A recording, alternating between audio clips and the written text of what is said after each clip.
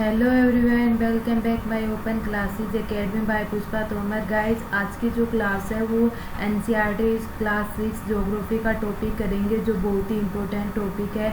Guys, आज की class complete देखना ताकि एग्जाम में आपका एक भी क्वेश्चन मिस ना हो।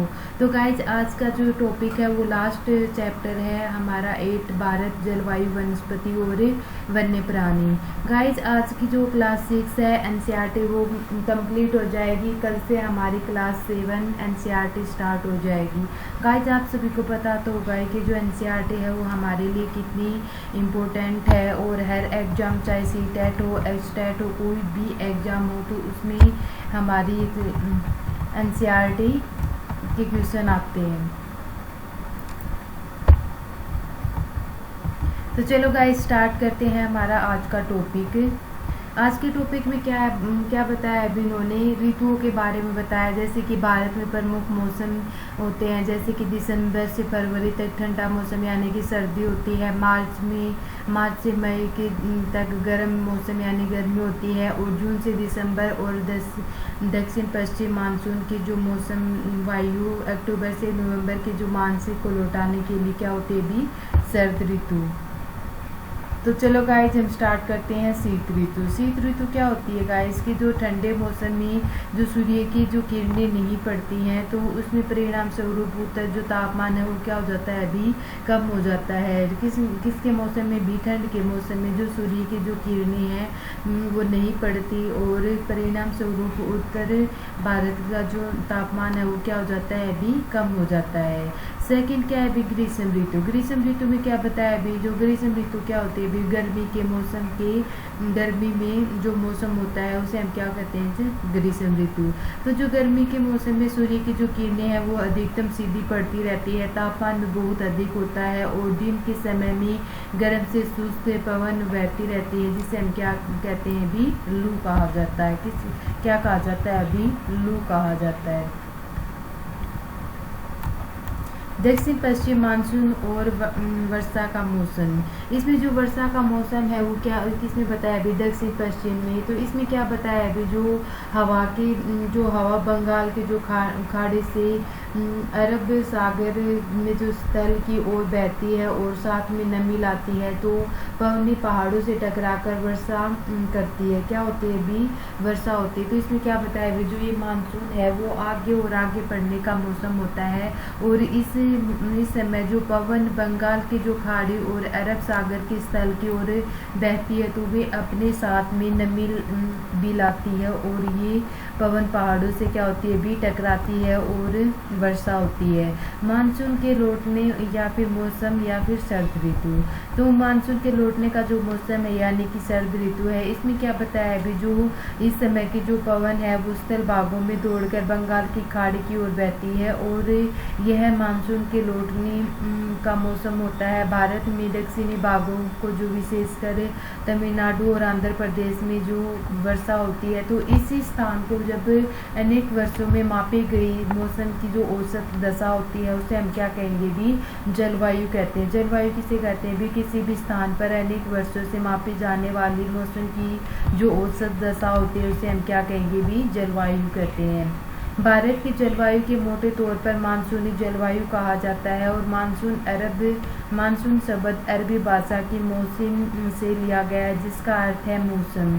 भारत की स्थिति उष्ण कटिबंध में होने के कारण जो अधिकतर वर्षा मानसूनी पवन में होती है, तो भारत की जो कृषि है वो वर्षा पर निर्भर होती है। अच्छे मानसून का मतलब क्या होता है भी जो वर्षा और प्रचुर मात्रा में फसलों का उत्पादन होना। किसी भी स्थान की जो जलवायु है यानी कि जो स्थिति है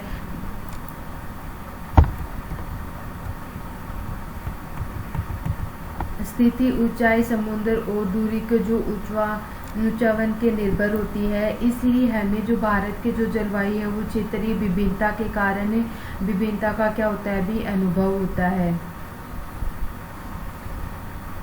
और राजस्थान के मरुस्थल में स्थित जैसलमेर और बीकानेर में क्या होती है, बहुत गर्म स्थान होता है, जबकि जम्मू कश्मीर के दादरा और कारगिल की जो बर्फीली ठंड पड़ती है, तो वो तटीय क्षेत्र जैसे मुंबई और कोलकाता की जलवायु मध्यम होती है, वे न तो अधिक गर्म होती है और न ही अधिक ठंडी होती है। समुद्र तट पर होने के कारण ये स्थान अधिक आर्द्र होता है और विश्व के जो सबसे अधिक वर्षा मेघालय के जो स्थित होता है मौसिनराम में होती है, जो कभी कभी क्या होती है भी वहाँ पे राजस्थान के जैसलमेर में वर्षा ही नहीं होती। फिर है प्राकृतिक वनस्पति। प्राकृतिक वनस्पति क्या होती है गाइस, की जो बिना मौसम की सहायता से उपजे, जैसे कि घास, झाड़ियाँ जलवायु विभिन्नता के कारण जो भारत में पाई गई है, और इनको 5 भागों में विभाजित किया गया है। कितने भागों में भी इनको 5 भागों में बांटा गया है, जैसे कि उष्णकटिबंध सदाबहार वन और उष्णकटिबंधीय पतझड़ वन, कटीली झाड़ियाँ, पर्वतीय वनस्पति और मैंग्रोव वन। उष्णकटिबंधीय वर्षा वन क्या होती है भी, जो उष्णकटिबंध की जो वर्षा में उन क्षेत्रों में पाए जाते हैं जो जहाँ पर बहुत ज़्यादा वर्षा होती है, और ये इतने घने होते हैं कि जो सूर्य का जो प्रकाश है वो जमीन तक नहीं पहुंच पाता, और वृक्षों को अन्य प्रजातियों के वनों में पाया जाता है। जैसे कि जो उष्णकटिबंधीय सदाबहार वन है, उसमें क्या होती है, वर्षा बहुत अधिक होती है और घने होते हैं, जो हरे भरे यानी कि पेड़ पौधे होते हैं, अलग अलग समय में पत्तियां गिरती हैं, जैसे कि मोहगनी, एम्बोनी और रोज बूढ़े। सेकंड क्या है, उष्णकटिबंधीय पतझड़ वन में, इसमें क्या होता है, कम घने होते हैं, वर्षा के जो निश्चित साल सोगान, पीपल, शीशम, नीम आदि होते हैं, और ये मध्य प्रदेश, उत्तर प्रदेश, बिहार, झारखंड, छत्तीसगढ़, ओडिशा और महाराष्ट्र के कुछ भागों में पाए जाते हैं। थर्ड क्या है, कटीली झाड़ियाँ। कटीली झाड़ियाँ में क्या बताया है कि भी जो ये वनस्पति है उसमें शुष्क भागों में पाई जाती हैं, और पानी की जो स्थिति है वो कम होने के कारण पत्तियों की जो बड़े बड़े कांटे होते हैं, जैसे कि ये बहुत महत्वपूर्ण वृक्ष बताया, जैसे कि कैटस है, खैर है, बबूल की, करादी की, राजस्थान, पंजाब, हरियाणा और पश्चिमी घाट के पूर्वी ढालों पर गुजरातों में भी पाई जाती है। इम्पोर्टेंट टॉपिक है अभी ये पर्वतीय वनस्पति। पर्वतीय वनस्पति में क्या बताया अभी, पर्वतों की जो ऊंचाई के अनुसार जो वनस्पति के विभिन्न प्रकार पाए गए हैं, और ऊंचाई बढ़ने के साथ साथ में तापमान की कमी भी आती है, और समुद्र तल के 1500 मीटर और 2500 मीटर की ऊंचाई के बीच में पेड़ों का आकार कैसा होता है भी, शक्तवाकार होता है। जो ये दोनों जो शंकुधारी वृक्ष भी कहते हैं, इसको हम क्या कहेंगे भी, शंकुधारी वृक्ष भी कहते हैं। ये वनों की जो महत्वपूर्ण वृक्ष हैं चीड़, पाइन और देवदार होती है। मैंग्रोव वन, ये वन जो खारे पानी में रहते हैं, ये मुख्यतः पश्चिम बंगाल में सुंदरवन और अंडमान निकोबार द्वीप समूह में पाई जाती है।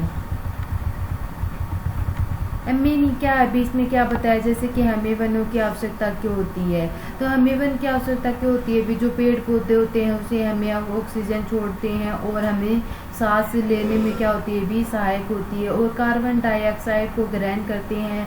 पेड़ पौधों की जो जड़ें हैं वो मिट्टी में बांध कर रखती हैं, इस प्रकार की जो मिट्टी के अपरदन को रोकते हैं, और वनों में हमें जो ईंधन, लकड़ी, चारा, जड़ी बूटियाँ, लाख, शहद, गोंद आदि भी प्राप्त होते हैं। ये वन्य की जो प्राकृतिक निवास है, इसे हम अंधाधुंध कटाई के कारण भारी,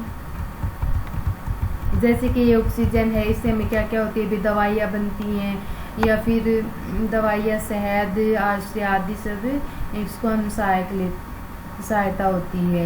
ये पौधे उगाने और पेड़ बच्चे होते हैं, तो वो क्या करते हैं, हम भी हमारी रक्षा करते हैं, और पेड़ों के महत्व के बारे में भी हमें बताना चाहिए।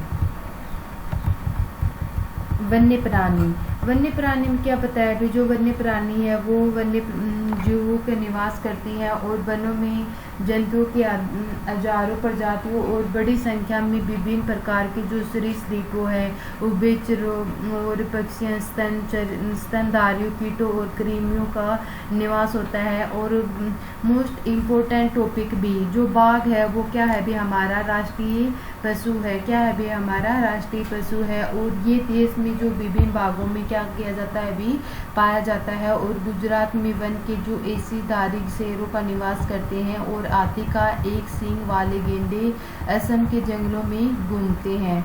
यहाँ से इम्पोर्टेंट टॉपिक है भी हाथी केरल और कर्नाटक में मिलते हैं। कहाँ मिलते हैं भी हाथी? केरल कर्नाटक में मिलते हैं। ऊँट भारत की जो रेगिस्तान यानी कि जंगली गधा कंच के रण में पाए जाते हैं। जंगली बकरी हिम तेंदुआ भालू आदि हिमालय के क्षेत्रों में पाया जाता है। इसके अतिरिक्त बहुत से दूसरे जानवर जैसे कि बंदर है, सियार है, भेड़िया, नीलगाय, चीतर आदि भी हमारे देश में पाए जाते हैं। और जो हमारा राष्ट्रीय पक्षी है वो कौन सा है भी? मोर है। हमारा राष्ट्रीय पक्षी कौन है भी? मोर है। हमारा राष्ट्रीय पक्षी मोर है। और यानी कि भारत का राष्ट्रीय पक्षी क्या है भी? मोर। और पशु क्या है भी? बाघ। भारत के सांपों में सैकड़ों प्रजातियां पाई जाती हैं, उसमें कोबरा भी कैरेट प्रमुख होता है। वनों को काटने के लिए जो जानवरों का जो शिकार करने के कारण भारत में पाए गए वन्य जीवों की जो प्रजातियां से भी घट जाती हैं और प्रजातियां तो समाप्त भी हो जाती हैं। उनको बचाने के लिए बहुत से नेशनल पार्क, पशु विहार और जीव मंडल आश्रित क्षेत्र स्थापित किए जाते हैं। और सरकार के जो हाथियों और बाघों को बचाने के लिए बाघ परियोजना का हस्ती से परियोजना जैसी परियोजनाओं को क्या किया जाता है भी शुरू किया जाता है। प्रवासी पक्षी, कुछ पक्षी जैसे कि पेलिकन है, साइबेरियन है, क्रेन, स्कॉट, फ्लेमिंगो, पिनटेल, व्यक्त और आदि प्रत्येक वृक्ष के सर्दी के मौसम में हमारे देश में आते हैं। और साइबेरियन क्रेन साइबेरिया को जो दिसंबर के महीने में आते हैं तथा और प्रारंभ मार्च में क्या हो जाते हैं भी ये आरंभ हो जाते हैं। तो गाइस ये था आज का हमारा टॉपिक शीत ऋतु के बारे में पढ़ा, ग्रीष्म ऋतु के बारे में पढ़ा। और जो वर्षा का मौसम है, शरद ऋतु, मानसून जलवायु, मानसून की जो स्थिति है वो कैसी थी भी, ऊंचाई, समुद्र से दूरी और ऊंचावन की जो निर्भर करता है। और राजस्थान में यानी कि जो भारत की जो जलवायु है वो विभिन्नता से पाई जाती है। राजस्थान का बीकानेर कैसा मौसम होता है भी? गर्म। और जम्मू से कारगिल यानी कि ठंडा होता है। सबसे अधिक वर्षा कहाँ पे होती है भी? मेघालय, मादी, मिजोरम। और सबसे कम वर्षा लेह, दख्यात। और इसमें प्राकृतिक वनस्पति है। प्राकृतिक जो वनस्पति है वो 5 भागों में बांटी गई है। और जैसे कि फर्स्ट है उष्णकटिबंधीय सदावर और उष्णकटिबंधीय पतझड़, कंटीली झाड़ियाँ, पर्वतीय वनस्पति और मैंग्रोव वन आदि के बारे में जाना। और जो हमारा भारत का जो राष्ट्रीय पशु वो क्या है भी? बाघ है। और मोर क्या है भी? भारत का राष्ट्रीय पक्षी है। तो गाइज ये है आज का टॉपिक, यानी कि हमारी एनसीईआरटी क्लास 6 की बुक क्या हो गई भी? कंप्लीट हो गई। कल से हम क्लास 7 की ज्योग्राफी स्टार्ट करेंगे। ठीक है गाइज अगर आज की क्लास पसंद आई हो तो प्लीज़ चैनल को लाइक, सब्सक्राइब और शेयर कर देना ताकि आने वाली हर क्लास का आपको नोटिफिकेशन मिलता रहे। ठीक है guys, bye bye, take care, thank you so much.